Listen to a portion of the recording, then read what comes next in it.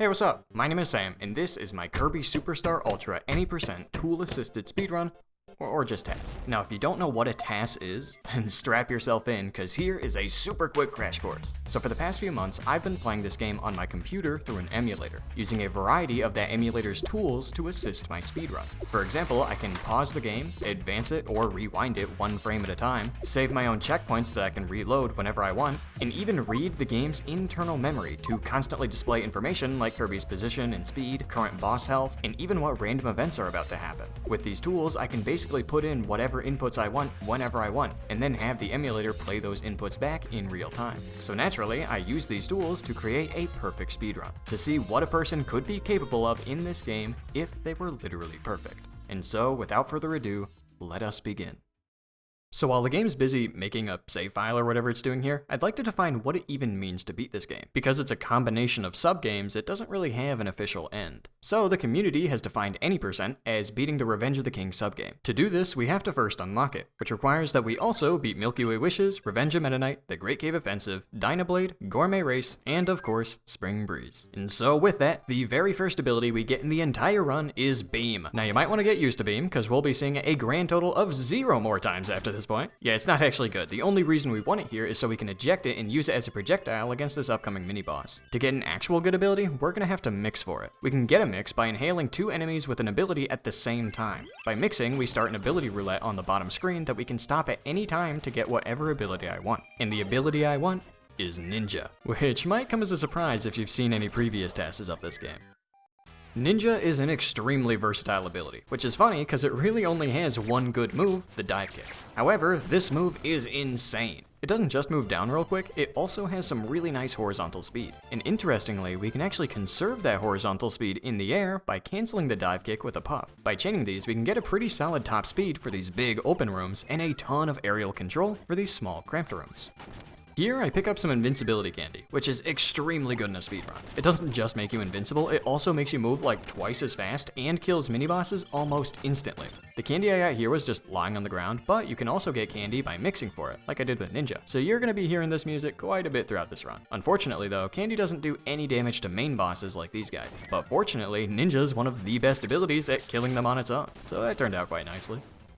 Here, I manipulate some RNG for an enemy in the next level. Now, I'll explain what I actually mean by that a little later on, but for now, think of RNG manipulation as me just forcing myself to have good luck. In this case, I want an upcoming enemy to try and attack me, so I can make use of Ninja's second best move, the counter. By intentionally taking damage, I can explode upwards, which is really good for vertical movement in rooms like this. By the way, you may have noticed at this point that whenever I cancel a dive kick with a puff, I usually turn around to face backwards when I do it. Now I have no clue why, but this is because backwards puffs are the best way to conserve horizontal momentum, so I'll actually be doing that throughout the entire run. That being said though, I do occasionally puff forwards, and that's to shoot the air out at whatever's in front of me to get it out of the way. This upcoming Krakow fight really isn't anything special, but the King DDD fight afterwards actually is pretty interesting. Every boss in this game has a period after they take damage where they're invincible for a bit, which is why I just sort of jumped around there for a moment. King DDD in particular has a very long invincibility period in between hits, which actually makes him really slow to kill with Ninja. So instead, I opt to kill him with stars, like with the first mini-boss. This strategy requires him to do a specific hammer attack to spawn a star, which he won't do unless I hit him a couple times. So that's why I throw a knife at him at the beginning. It barely does any damage, so it looks like it wastes time, but it's the fastest way I can force DDD to do his hammer attack, spawning the star I need to burst him down instantly.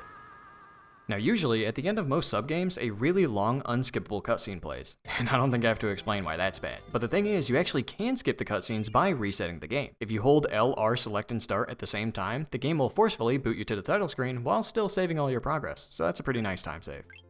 Next up on our list is Gourmet Race, the shortest sub-game in the entire run. All we gotta do is beat DDD here in 3 racetracks, and in a speedrun, say no more. Since there are no enemies or abilities, this is a pretty good time to talk about our basic movement. Kirby moves way faster on the ground than he does in the air, and unfortunately his jump height can't be controlled by holding the jump button for different amounts of time. So you'll often see me puff immediately after jumping in order to shorten the height I gain, reaching the ground sooner. However, sometimes jumping is fast, like these 2 jumps I do after slide kicking. This is for acceleration. From a standstill, it actually takes Kirby quite a while to get to to his max running speed. But he can instantly accelerate if he jumps right after dashing, which can be fast if there's a way to reach the ground again immediately after. However, jumping to accelerate isn't fast if there's no good way to reduce the height of that jump, like at the beginning of this next race. So instead, the next best thing is to walk. Yeah, weirdly enough, although walking is obviously slower than running, Kirby's walking acceleration is actually faster than his running acceleration, because Kirby does some Scooby-Doo running in place action if you immediately try and dash out of a standstill. So the fastest way to reach max speed sometimes involves walking for a few frames before then inputting the dash, which is kind of funny. Also, fun fact, whenever you jump in Gourmet Race in particular, it's actually fastest to let go of holding right the frame before you jump in order to conserve more of your running speed in the air. I think this is because you naturally run a lot faster in Gourmet Race than all the other modes, but I'm really not sure.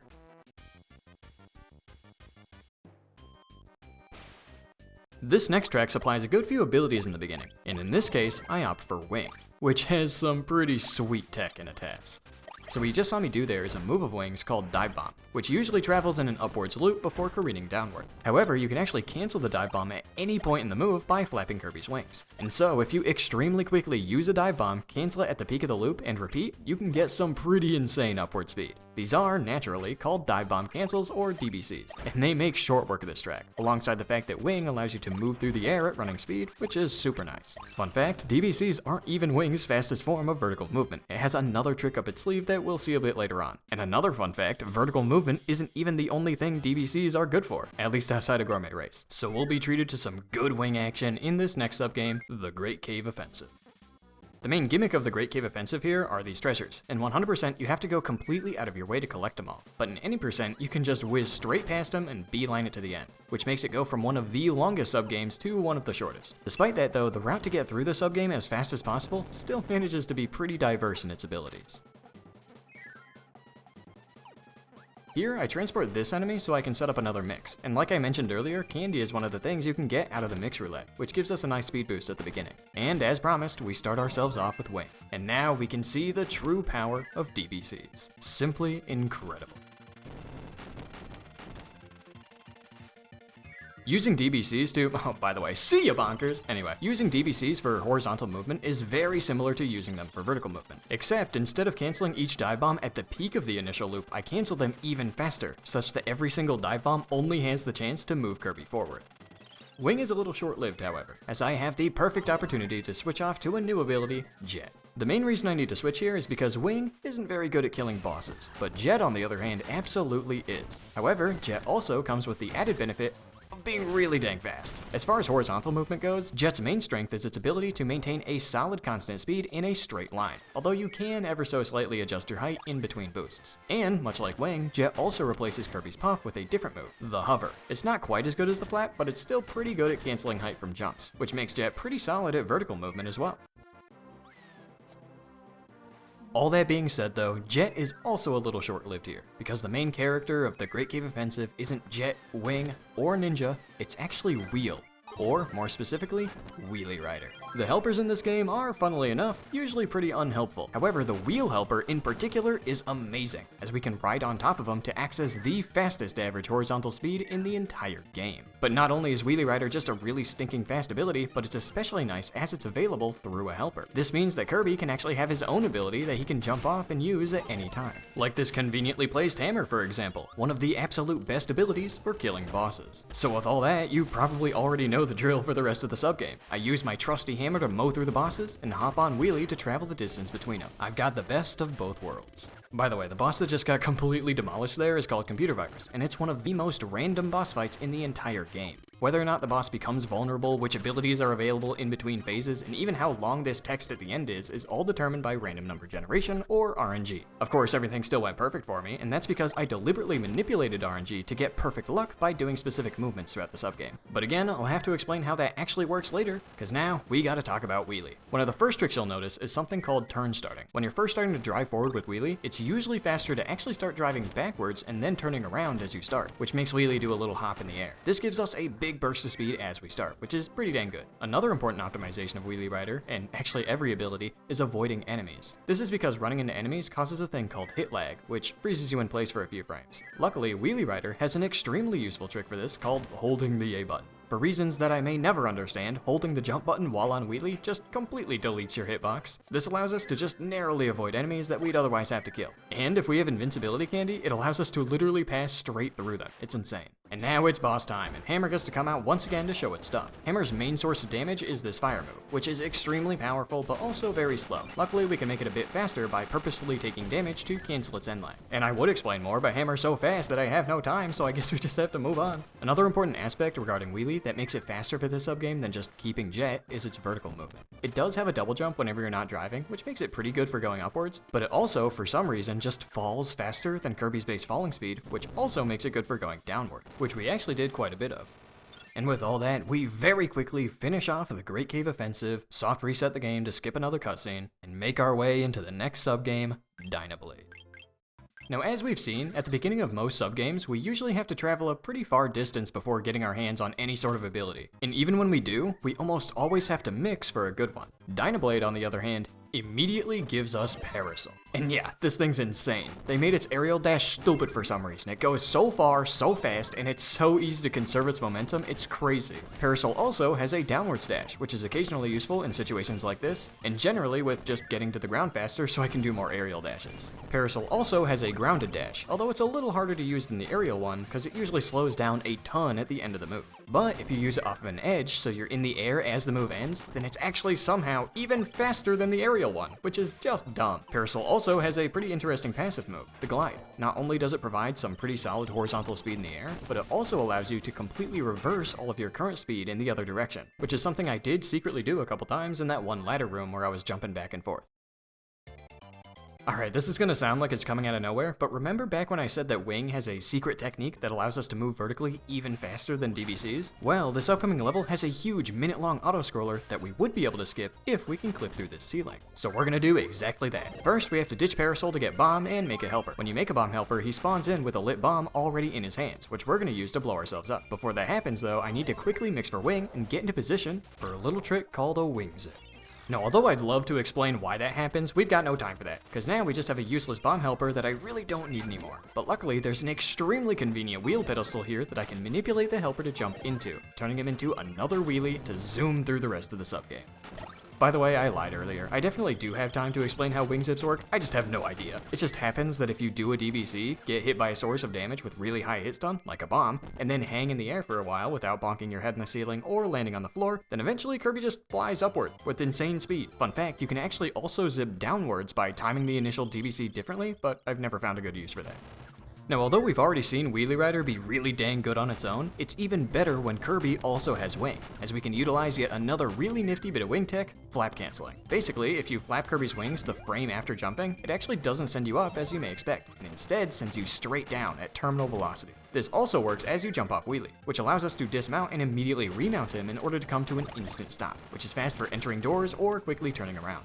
Wheelie also has a really neat glitch that I like to call the Wheelie Puppet. Basically, whenever you dismount him, there's exactly one frame where you can actually control Wheelie. You can make him jump, turn around, attack, or in this case, press X to make him warp to me so we can both reach the star at the same time, allowing us to start this cutscene as soon as possible. Usually, the helpers in this game can be really annoying, as they kinda do whatever they want, but not the Wheelie Puppet. He does what I want, which is as close to a two-player TAS in this game that we're ever gonna get.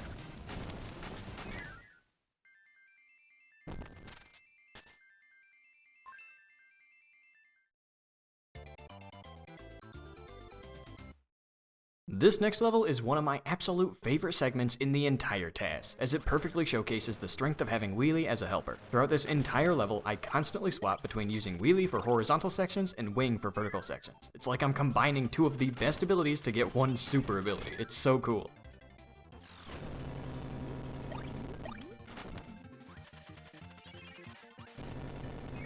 In this next room and the one after that, I use the Wheelie Puppet to force Wheelie to attack in certain spots, making him warp to me at the perfect times to slickly transition between my two abilities. Now, since I'm nearing the end of the subgame, I actually don't really need Wing anymore, so I neglect picking it back up after mixing for candy here so I don't have to endure the ability animation. And we need that candy, as this room has 4 whole mini-bosses to burn through. Interestingly, mounting Wheelie while invincible makes him invincible as well, so for this fight I actually manipulate him to kill the guy on the left while I kill the one on the right, simultaneously setting up a mix so I can get Jet for this upcoming rank boss. Now although Jet is okay against bosses, it's nowhere near the best. And in fact, the main reason I chose it over something like Hammer or Stone is because it showed up really early in the ability roulette. Whenever you mix, the list of abilities that the roulette cycles through always has the same order, but where the roulette starts is always different, as that depends on which 2 enemies Kirby initially inhaled. In this case, inhaling 2 bomb enemies starts the cycle at Candy, which is only 11 ticks away from Jet, 17 from Stone, and 22 from Hammer. So opting for Jet means that I spent very little time in the mix roulette waiting for the right thing to show up. Well, that, and I kinda lied. Jet actually is really good at killing Dyna Blade.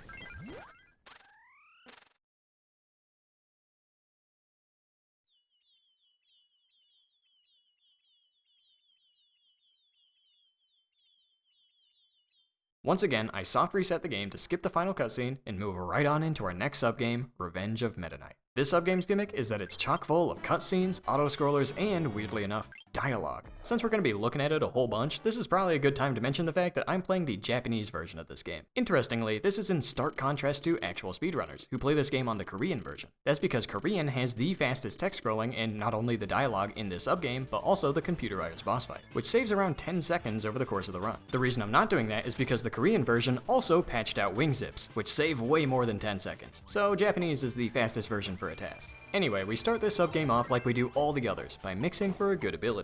And this time, we get the glorious return of Ninja. Ninja is just barely the fastest ability for the beginning here, as it saves some good time in a few key areas, like, for example, skipping that elevator. Although this looks like a boss fight, it's actually an auto-scroller. There's nothing I can do to make it end any faster, so I instead use this time to dance around like a lunatic. I haven't really mentioned them yet, but Ninja's throwing knives are some of the best projectiles in the entire game. So, fun fact, for a lot of the projectiles in this game, you can actually cancel their end lag early by pressing up on the D-pad after a certain number of frames. And for throwing knives, that number is 5. 5 frames! That's so unbelievably fast! So, here I can use one to very quickly reposition this bird guy from afar and set up for another candy mix.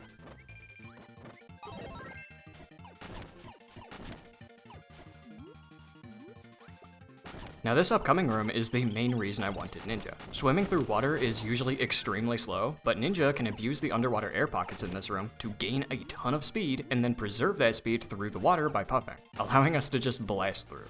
And after we do all that, we just get another auto-scroller. Exciting. However, although my main goal during auto-scrollers is just to act as goofy as possible, there is one productive thing I often do during this downtime, and that is manipulating RNG. And since nothing else is going on, now's a good time to talk about how that works. You can think of the randomness in this game as a big roulette wheel of numbers that's constantly spinning. So for example, let's say a boss can randomly do one of 2 attacks. In that case, every time the boss initiates an attack, the game will stop the wheel and do one of the attacks based on which number the wheel lands on. So in order to manipulate the boss to do the exact attack we want, we have to find ways to make the wheel land on a different number. And the best way to do that without wasting time is to make the wheel spin faster. We can do this by intentionally causing a different random event to happen before the random event we want to manipulate. So in our example, I could run around to spawn some dust before the boss initiates an attack, because the way dust is animated is random for some reason. So as a result, when the boss attacks and stops the roulette wheel for a number, it's offset by 1, because the dust already stopped the wheel and took one of the numbers at this point. So yeah, that's what I mean when I say I'm manipulating RNG. I'm spawning dust on the ground, which changes what attacks bosses do. Anyway, if all that wizardry went over your head, then don't worry, because we're out of the auto-scroller where we can turn our brains off with some good old-fashioned wing action. Wing's best damage output comes from, wouldn't you know it, spamming dive bombs. And although this isn't that good for killing most bosses, it's actually extremely good for killing 2 bosses, as we can hit both of them with each dive bomb, as we just saw right there. Of course, the actual reason I picked up Wing was to zoom through some upcoming vertical rooms, but the fact that it just so happens to be the best ability against this specific boss, that's a nice bonus.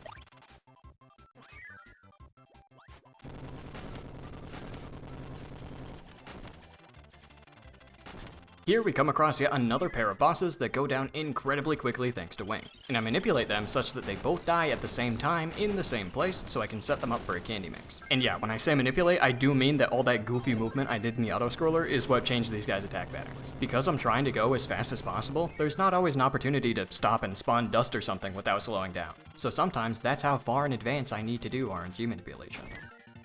Up here, we have to light a fuse in order to blast ourselves out of a cannon and continue the subgame. Since Wing can't light fuses, we're basically forced to switch to yet another new ability, Fire. And luckily, even though I'd rather not be forced to switch abilities, Fire's pretty dang good, so it makes up for itself.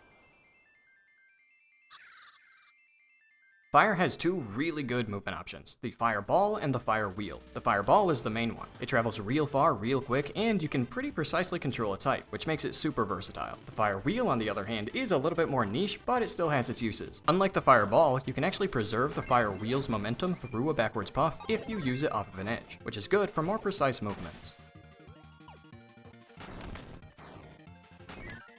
But unfortunately, fire won't get the chance to unlock its full potential until a bit later, because here it's actually best to eject our ability and use Kirby's base inhale to deal with these guys. In this next room, I do a seemingly random slide kick before running all the way to the right of the room. Both of these mystery movements actually do save time, as they make these two elevators come down sooner, so I don't have to wait for them as long. And for this elevator, I actually jump on top of it as I set up for another candy mix. This is usually slow to do, as you have to be inside the elevator to manually make it go up, but it saves time for this elevator in particular, as being able to get off of it sooner makes up for it. Alright, at this point it's kind of ridiculous that I still don't have an ability since getting rid of fire, but luckily we've got two mini-bosses ready to get killed and inhaled, so I can mix for the main character of this sub-game, Parasol. And before we get into any more Parasol movement, we actually get our first taste of Parasol's combat ability, which ain't too shabby as long as you got stuff to throw. And this guy shoots a lot of stuff. But of course, this is the real reason we want Parasol, to go way faster than you should ever be able to in a game designed for children. I use another neat bit of Parasol tech in this room. So we already know that you can use a grounded dash right off of an edge to go stupid fast, but you can also use a grounded dash before going off of a ledge. This doesn't give you quite as much speed, but it does completely cancel the animation, allowing you to conserve that momentum through a backwards puff for more precise but still very fast movement. Now with how fast Parasol can go, you might wonder why I don't just always use it, especially considering that almost every other Kirby speedrun never switches abilities. Well, not only do I just prefer making cooler routes, but also every single good ability in this game does have at least one pretty glaring weakness, and in Parasol's case, that weakness is close quarters and precise movement. If we don't have enough horizontal or vertical space to do our aerial dashes, then Parasol really doesn't have that many options. It's still pretty good though. And once again, we got another auto-scroller. And although manipulating RNG is still something I do here, I'll be honest, my main focus was moving.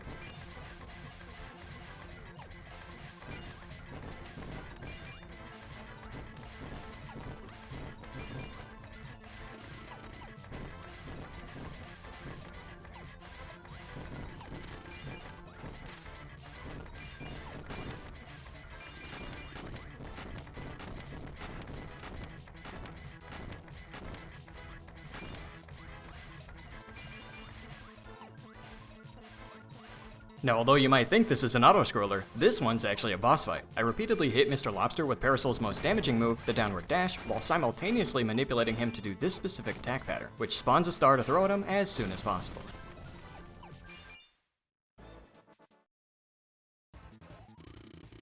This room's just falling, and it saves time to shoot ourselves downward with this cannon to fall even faster. However, it's worth mentioning that it'd actually be even faster to shoot ourselves out of the second cannon, but using the first allows us to set up for a candy mix mid-air, which I'm a little more interested in.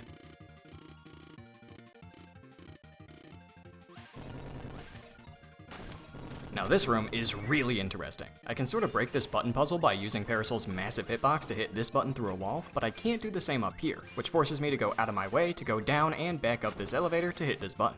Now there actually are ways to skip having to use this elevator, the fastest being making a beam helper earlier in the subgame that would be able to hit the button through the wall for me. However, after testing it, I found that the time that's lost through having to make the helper and dealing with him increasing the health of all the bosses makes it not worth doing, further cementing the beam ability into this game's garbage poop tier.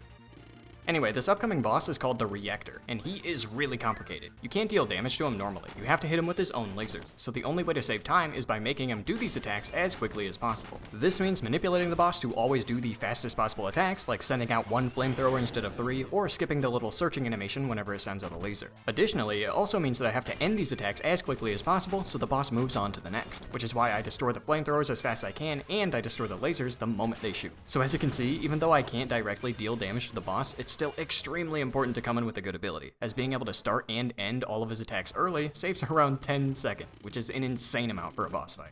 Anyway, with that guy out of the way, we got yet another auto-scroller to sit through. We've got some abilities to choose from at the beginning here, and I actually opt to take the one that removes Parasol, because yeah, we don't need it anymore. Or any of these things, for that matter. Yeah, honestly, I think I'm just good for the rest of the subgame.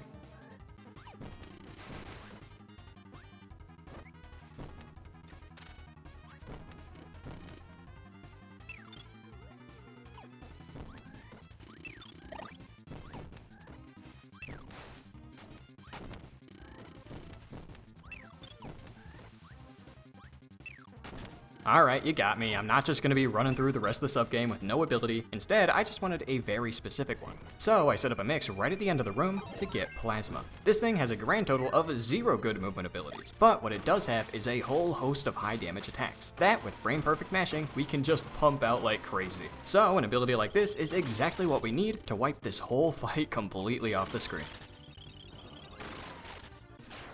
And now we've got the final boss of this subgame, Meta Knight. In order to start this fight, or at least start it quickly, you need to pick up the sword he gives you. The thing is, the sword ability sucks, and it's a dang shame that actual cool abilities like Ice don't get to see the light of day in this run, but freaking sword wormed its way in through nepotism or something. So in protest, I only use sword twice in this fight, before manipulating Meta Knight to give me a bunch of stars that I can use to burst him down instead. And of course, just in case you haven't played this game yet, I did you the favor of hiding Meta Knight's true identity, so you don't get spoiled.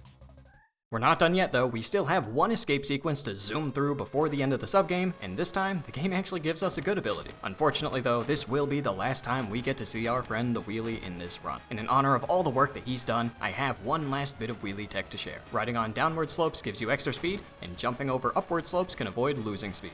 That is all. Rest in peace, Mr. Wheelie. You will be remembered.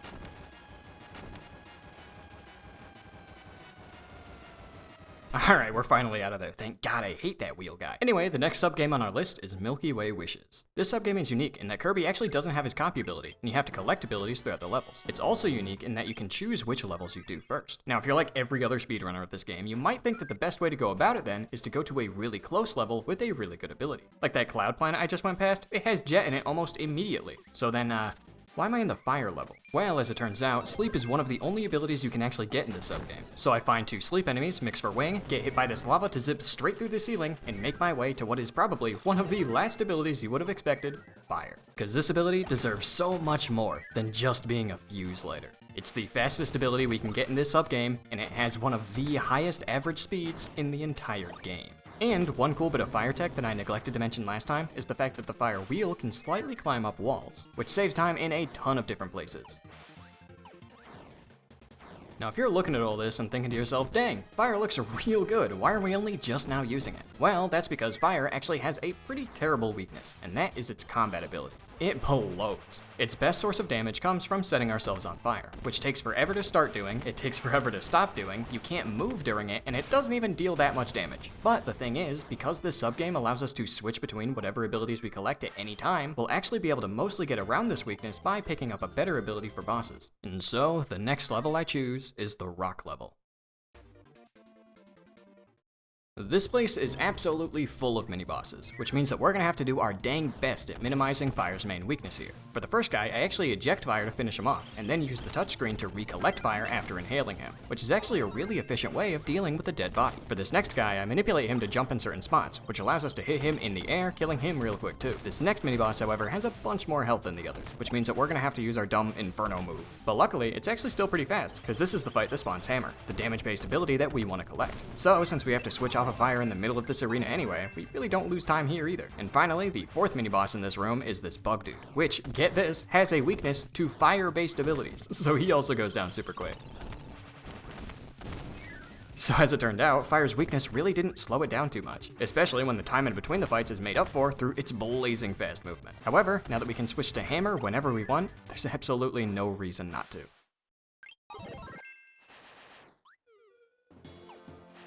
One interesting thing you might notice at the end of some of these levels is that I get rid of Hammer, but I don't yet switch to Fire. This is because having no ability is actually faster than both abilities for this little ending segment where you have to collect this star. We want to place ourselves right in the center of the screen while in our idle state in order to start the little dance sequence as soon as possible, and Kirby's base inhale is one of the best moves to do that.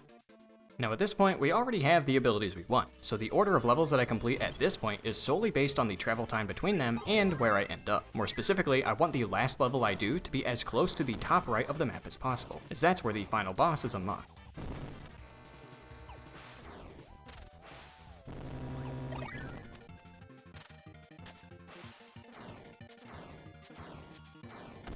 For this button puzzle, we can use puffs of air to hit some of these buttons from afar, allowing us to zoom through pretty quick despite fire not having a good projectile. And in fact, we're so fast that the candy I picked up at the beginning of the level is still active at this point, allowing us to blast through this mini-boss before switching to hammer to do the same for the real boss. By the way, you know how I avoid hitting enemies during the levels because hitting things slows you down? Well, the same principle applies to fighting bosses. I only hit them exactly as much as I need to. I know it sounds obvious, but what I mean by that is that it's really easy for an attack to hit a boss to deal damage, but then continue to hit the boss multiple times after that during its invincibility period. So to avoid that, I often hit them right at the edge of their hurt box so the attack only collides once. Now, although fire is really dang good at traveling through these long horizontal rooms, like the first room in the cloud level, it really doesn't have many options for traveling short or even medium distances, as both of its movement options go super far and can't usually be cancelled. So that's why the fire wheels are sometimes good to mix into our movement, as they allow us to conserve and sort of draw out speed that's still quite a bit higher than running speed. Now, I actually choose to go a little out of my way here to pick up our third and final ability that I'll be collecting in this subgame, Wing. And although Wing is pretty good in a couple spots throughout the rest of the levels, it won't really be clear why I want it so bad until the very last one, so keep it in the back of your mind. For now, I go ahead and switch off of Wing for the boss, but not onto Hammer. As it turns out, the fact that we picked up some candy in this level makes Fire's combat strategy of sitting there actually pretty good for this fight. You caught me alright, Fire's actually not that bad at killing bosses, fine. This next level is pretty standard, just fire doing its thing. I suppose it's worth mentioning that, in the beginning, I run in such a way that spawns only 2 dust sprites instead of 3, which is necessary to ensure that the frog dude in front of me doesn't jump in my way and waste time. And I'm doing that type of thing all the dang time. I just wanted to remind you that the RNG manipulation, it doesn't just stop at bosses. I am constantly slipping in extra dust in random spots to manipulate random enemies to do exactly what I want them to. So if you're paying really close attention and you see me do a random pivot in what seems like a random spot, then go ahead and ask me why I did it in the comments. I'll probably remember what I had to manipulate.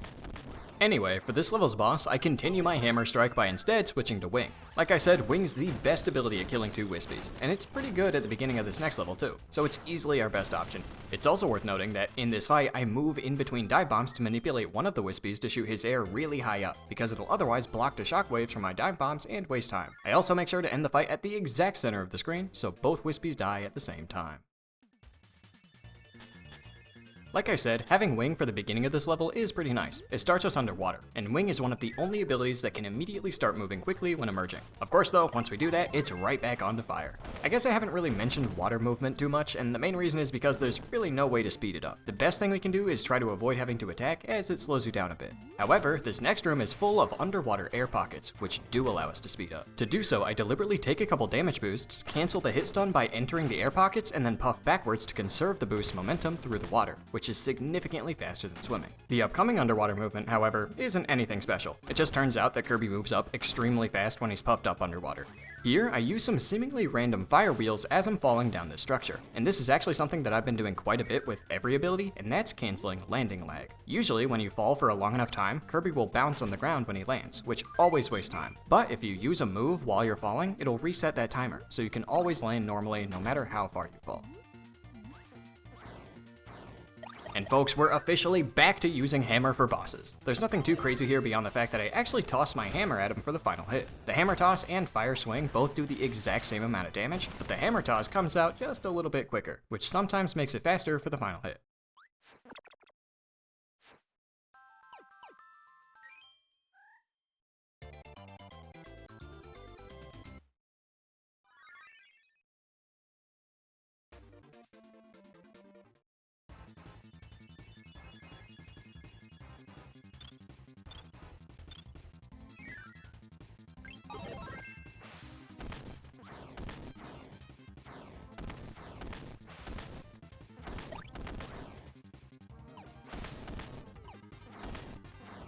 In this room, you're usually supposed to ride these minecarts to destroy some upcoming pegs and clear your path. But luckily, another benefit of having hammer is the ability to smash those pegs. So it is way faster to plow through these walls with hammer instead of a minecart, especially since I can do a quick hammer spin for a huge speed boost.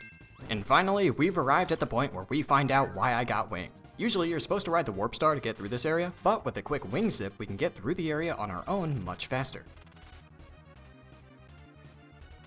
From there, we have another double boss fight, which Wing is famously good at. But neither of those things are actually why I want Wing. This is. But we don't have time to get into that right now because this right here is the most complex boss fight in this entire TAS, as it's one of the only spots in this subgame where you can get abilities that you haven't yet found. So as I kill the wizard phase, I manipulate RNG so that it gives me an ability that I don't yet have, Plasma. The reason I want Plasma is because it's the only ability that can both one-cycle the night phase and allow us to simultaneously collect a new ability. This time I manipulate Suplex, and the reason I want Suplex is because it's the only ability that can one-cycle the dragon. But to do that, I need something to throw at him, so I manipulate more RNG so that the dragon both has the first attack and decides to shoot stars. However, unbeknownst to everyone, I also simultaneously manipulated even more RNG so that stone spawn during this phase, which is an ability that I want for the final boss of the subgame. And if you thought that was it, then you're out of your goddamn mind. Not only am I manipulating this text at the end here to be as short as possible, but the form the stone turns into whenever it attacks is also random. So here's one last manipulation for the road.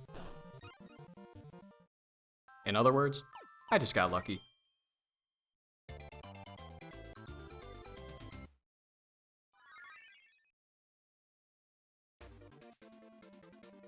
Now before moving on to the actual final boss of the subgame, we have an auto-scroller and another boss fight to endure, both with a very unique ability, Starship. I can't do anything to speed up the auto-scroller, so I hope you enjoy Kirby playing Toho for a bit.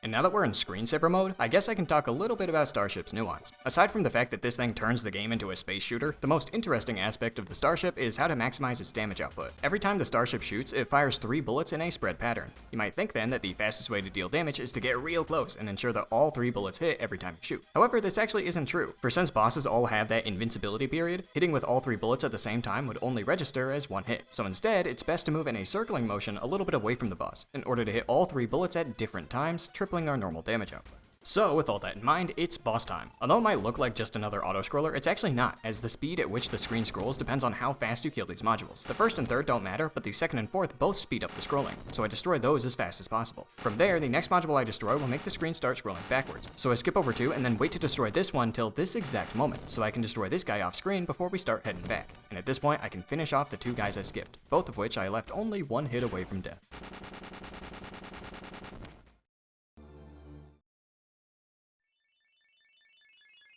And now it's final boss time. Hammer is actually pretty slow to kill this guy, which is why I manipulated Stone to appear in the last phase of the computer virus fight. It is the best ability to burn through this guy by a long shot. That, and no other ability, can flex on the boss like Stone can.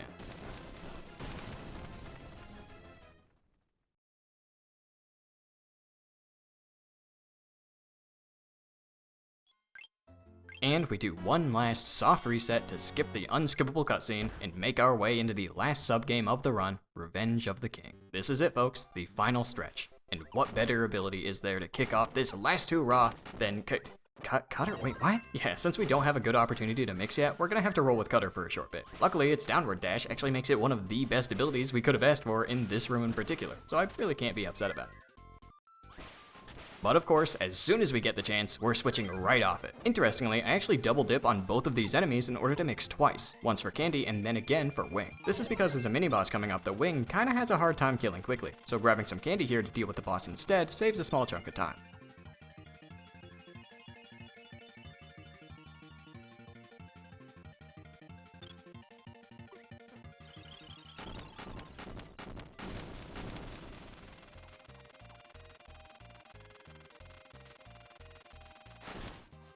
For this beefed up version of Wispy, I manipulate him not to drop apples. This is because Wing wouldn't be able to utilize them to make the fight end faster, and in fact, they just get in the way and force you to destroy him, which wastes time through his stun. Also, fun fact, Kirby has a bunch of different dances that he can do at the end of levels like this, and which dance he does is random. Now this would be completely useless information if it weren't for the fact that one of the dances is inexplicably 2 frames slower than all the others, so I also have to manipulate RNG such that that dance never happens.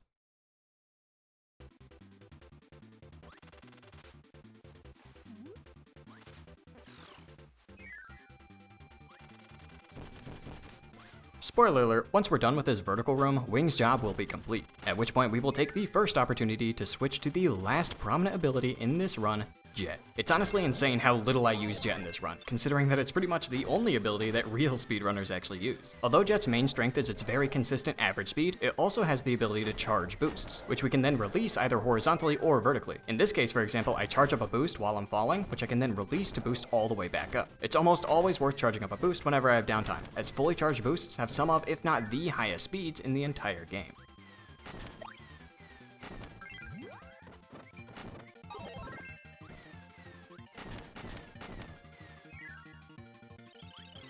In these next few rooms, I have to do a bunch of RNG manipulation, partially to get some enemies to jump out of my way, but mostly for this level's upcoming boss. But the little guys can spawn on any of the levels, but I need them to spawn in this specific configuration so I can line up Jet's fully charged suplex move, killing them faster than almost any ability is able to.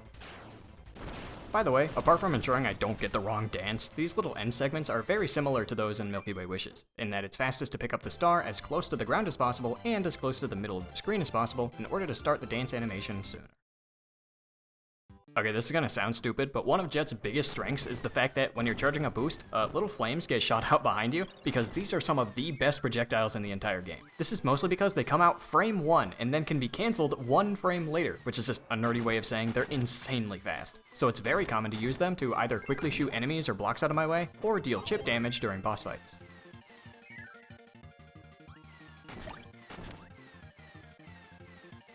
This mini-boss is really weird. It doesn't really matter how fast you kill him, because when his death animation starts depends on the cycle of the little circle things orbiting him. So even if I landed that final hit a little bit sooner or later, the fight ends at the exact same time. It's kind of like a bus stop if you think about it.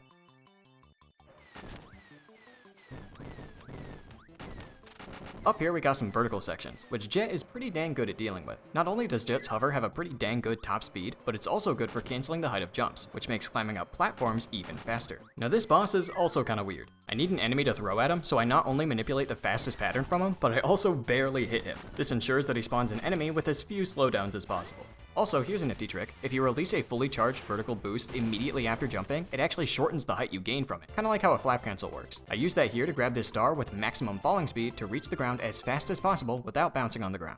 Next up, we got the airship fight, so we can get a chance to see the true potential of the starship's damage output. By the way, I actually could have killed the airship even faster than that, but I deliberately delayed the kill until it was really far to the right, because the fight doesn't actually end until it floats off screen. Last stage. There's really not too much left to talk about, what with this being the final level and all, so I'll just let you sit back and enjoy Jet plowing through these last few rooms and mini-bosses.